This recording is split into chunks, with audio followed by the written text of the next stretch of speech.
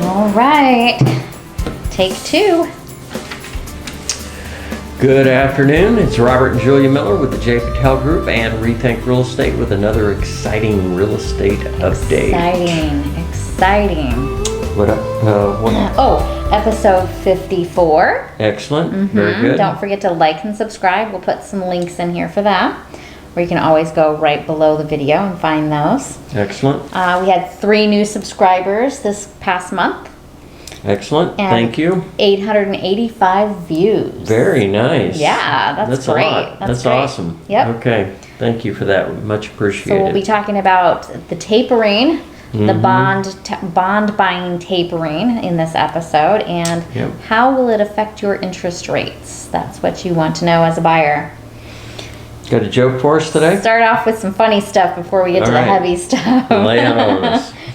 Well, at first you don't succeed. Try it the way your wife told you to in the first place. Would you like to hear a funny joke? That was a funny joke. Wow. Tough audience.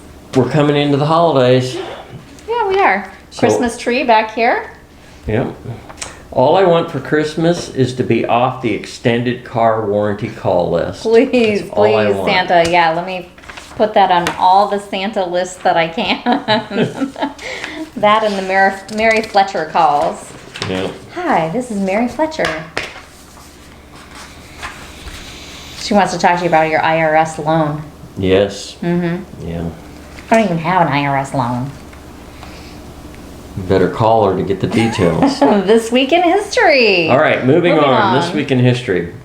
1975, the ship Edmund Fitzgerald and its crew vanish in a November 10th Lake Superior storm. And I had to look this up because I thought, Lake Superior, how could that, what could this be all about? So it's a large tanker, or not tanker, because it didn't have gas or anything. It was a cargo ship. But it was carrying ore. Iron ore. So very heavy. Or whatever, yeah. So it was very heavy. And apparently, there was a pretty tumultuous storm that it went through. And it sounds like the captain didn't really radio for help on time. And unfortunately, the crew of 28 or so people all perished. Yeah. They say vanished. I guess that was the part that intrigued me. They say vanished, like it's the Bermuda Triangle or something. They didn't vanish. They passed away. Yeah, it was a tragedy for sure. Yeah. Okay, moving on. 1929, New York City's Museum of Modern Art opens November 7th to the public. We have not been there. We need to go. Yes. Yeah. Bucket list. 1923, on November 9th, Adolf Hitler's beer hall putsch fails to seize power in Germany. Yeah. So he spent a little time in prison, got his backing reestablished, and unfortunately, eventually he was found guilty for treason. So he spent 5 years in prison for that. But unfortunately, that only slowed him down. Only slowed him. Down. Yeah. Okay, 1921, the Tomb of the Unknowns is dedicated November 11th at Arlington Cemetery, Virginia. So we are celebrating 100 years of the Tomb of the Unknown Soldier. As we celebrated Veterans Day yesterday. So if you have not experienced that, put that on your bucket list, because it is an amazing experience to visit Arlington and to visit the Tomb of the Unknown Soldier. And bring the generations behind you with you. We brought children and grandchildren with us, and I'm sure they'll never forget it. Very enlightening for them as well. Yeah. Right. Okay, 1920, Kennesaw Mountain Landis is elected the first commissioner of baseball, November 12th. This is due to the previous year's 1919 Black Sox scandal, where they threw the World Series to the Cincinnati Reds. Yes, they did. Cheetahs. What would this week in history be complete without baseball history? That's right. You got to have baseball history. You have to have baseball history. Okay, 1918, an armistice signed November 11th ends World War I. The date is now Veterans Day. So to all our veterans out there, thank you for your service. Yep, both of our fathers were veterans, and our son-in-law is Our a veteran. son-in-law Scott Yeah. is also a veteran, yes. Fought for our freedom. 1917 in Russia, Bolsheviks led by Vladimir Lenin overthrow the government on November 7th. And finally, 1805 on November 8th, Lewis and Clark's Corpse of Discovery reaches the Pacific Ocean. That was 1805. Yep. So that's your history for All this right. week. On to some news. All right, on the economic front, a $1 trillion bill supporting infrastructure passed in the House last Friday. Right. Already Senate approved, so it just becomes law when President Joe Biden signs, and I believe he already did that Yeah. this week. The bill provides funding for climate adaptation and internet access, but a larger social spending bill is still awaiting a vote. And that one is tied up because we have some moderate Democrats that are holding out, so they do not Yeah. have a majority on that one. It's interesting to know they kind of split that infrastructure bill. Yeah, so they could get the one easier piece that everybody's in agreement on through. Well, yeah, we but have that climate this- adaptation, I'm not going to get the name The of it. COP26 Yes, is wrapping up COP26 in today. Germany, yeah, Yeah, it'll be interesting Or to Scotland. see. No, England. It's in it's in Glasgow, yeah, yeah. yeah. So, Okay. Good job report for October. Okay. Non-farm payrolls rising by 531,000. They also revised the meager August and September up slightly, so they must have been missing some data there. So this helps the concerns about rising Yeah, inflation and this slowing is good growth. news, yeah. Unemployment is at 4.6, and wages Okay. only increased 0.4 though, unfortunately. Okay, yeah, So, we definitely need those to work together. And that kind of works into the next issue here. Earnings of U.S. workers have eroded due to that inflation and only a 0.4 increase Yeah. in the wages, and then the inflation being much higher than that. So wages increased about 4%. Strong growth, but not strong enough to keep up with inflation. So we'll Yeah, have to that see how cost of that. living needs to increase along with that inflation. Yeah. Exactly. Help So- the American workers, So that's according to CNBC. yeah, stay in the positive. Yep. Okay. Housing news. The supply of affordable homes did jump a little bit, 13% in the third quarter, and that's typical this time of year historically. We do see slowing in sales and an increase in inventory. Mortgage forbearance programs also came to an end, so that Right. kind of lifted that number up a little bit too. Affordable housing remained below historic levels despite the increase. There are 78,000 listings that fall into that affordable housing window compared to typically like between the years 2013 and 2016 for Q3. You typically expect to have about 100,000. So And they chose that window of time because that's when our inventory was the highest so far over the past, say, 20 years, Right. or even 10 years. But that was when the inventory was kind of the highest, is Right. what it's been. Yeah. So okay, on the luxury front, we did see a drop off of international buyers because of the last year. restrictions brought on by COVID.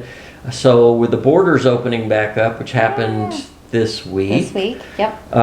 we're expecting to see more international travelers. So the real estate pros expect a boost in the luxury housing market.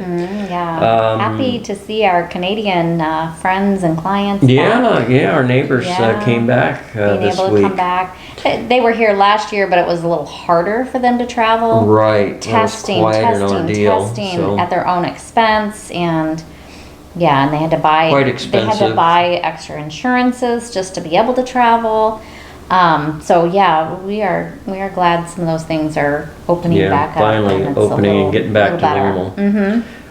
Typically, foreign buyers spent 267 billion in U.S. in 2018, as an example. 2019, they spent 183 billion on real estate. Now, obviously, 2020 was the doors were shut. Right. So about 7% below for 2021. So we're expecting to see that leveling off and getting back to previous. Which is going to stay a little bit lower just because, again, inventory. Well, right, they're going to be affected by inventory the same way. Yeah. That's a good point. For our renters, unfortunately, as COVID discounts disappear, many tenants are facing rising rents, sometime upward of 40%. Ouch. For those ready to buy, timely rent payments will now be considered for home loans backed by Freddie Mac and Fannie Mae. This is good news for renters. Yeah, for that sure. helps them qualify for a home purchase and getting out of that. You can say, look, for the past 12 months, I've made my rent payments on time. Then that give helps us some them, credit for that. That helps them know. Oh, okay, you can definitely make a mortgage payment. A mortgage payment, absolutely. Yeah. So currently there are 44 million renters in the United States. That's a pretty substantial number. That's a lot. Yeah. Here, I just looked up the numbers this afternoon. The most affordable rental here in Vistancia is $2,195. So almost $2,200. Yeah. All right, regulatory news. We've been talking about the Fed is going to be tapering bonds, and they have made it official. Federal Open Market Committee, the FOMC, last week announced a reduction of $15 billion per month. That's a little steeper than I was expecting. In a statement, the FOMC said the economy has made substantial further progress toward maximum employment and price stability, though the pace of tapering is subject to change. So they're leaving themselves some wiggle room if they need to adjust that $15 million a month. I think you said $15 billion a month number. You were pretty surprised by that number. Yeah, I was expecting it to be about 5. Lower. So that's pretty hefty, but we'll see. We'll see. Fed officials indicated they will remain patient on raising baseline rates. Obviously, they don't want to do both at the same time. Yeah, can't raise the rates and drop the bond buying. And raise rates, yeah. So the Fed's historically low borrowing rates since the pandemic's onset filter down and make borrowing cheaper for consumers. But when the Fed starts to slow bond purchases, mortgage rates typically edge higher. So even if they don't raise those rates, we're going to probably see a slight tick up. Some tick up. All right, moving on to rates. Again, Melissa with Bay Equity asked me to remind everybody these are indices. So these are just a measurement of the index, but the actual rate that you receive will depend. You need to fill out an application and talk to Melissa to get your actual rate. Kind of like that introductory rate. That it's not really like not like a credit card introductory rate, but it's a measurement, an index of how it's moving. Is basically what this is. Your rate could vary depending on your credit score and your debt to income ratio, and all those things will make factors up what your rate will be likely to be better than this, is what Melissa wants to reiterate. Right. So the 30-year, 3.212, 15-year, 2.448, and the VA is at 2.930. All right, moving on to inventory. Everything has stayed fairly flat. The Valley is at 77.29. Peoria 216, and Surprise has 272 active listings. Closer to home, Trilogy at Vistancia going into the weekend, they're down to 6. Most affordable 419,900, and the most expensive 859,000. The Vistancia Village is also down 1. Most affordable, they have 15. The most affordable is 438,900. The most expensive, 725,000. Blackstone Country Club is unchanged, the same 4. 800,000, the most affordable. 1.5 million is being the most expensive. Portobello is at 8. 425,599, the most affordable, and 814,900, the most expensive. Sun City Grand, wow, they're down to 16. That community has 9,800 homes in it, and they only have 16 homes available. 329,900, the most affordable, and 549,900, the most expensive. Sun City West has 62 homes available. 185,000 the most affordable, and 650,000 the most expensive. And finally, is that the same listing for 185,000? I'm not sure. I didn't check the days on market to see if it's the same one or not. You'll have to. Yeah, we'll have to check. Yeah, let us know. Westbrook Village, there are 9 homes available. Pretty tight prices. The most affordable 389,000, the most expensive 499,000. Wow, yeah, So, that's not a big gap at all. we just closed on a Westbrook Village home We today, did, actually. yeah. Congratulations to those buyers. They're very happy. Beautiful Mr. views on that. Jones. Oh my gosh, that golf course views. Yeah. Double fairway, one's a par 3, and I it's haven't gotten to right see it on the yet. green. You're watching them play the hole. Yeah. Oh, it's just They're fabulous. going to be doing some renovations, so really excited to see what they do to the home. Yeah, I'm looking forward to seeing it. Yeah. So, okay, that is our report for the week. Everybody have an amazing weekend and awesome rest of the week, or blessed next week, and we'll see you again next week. Sounds Take care. good.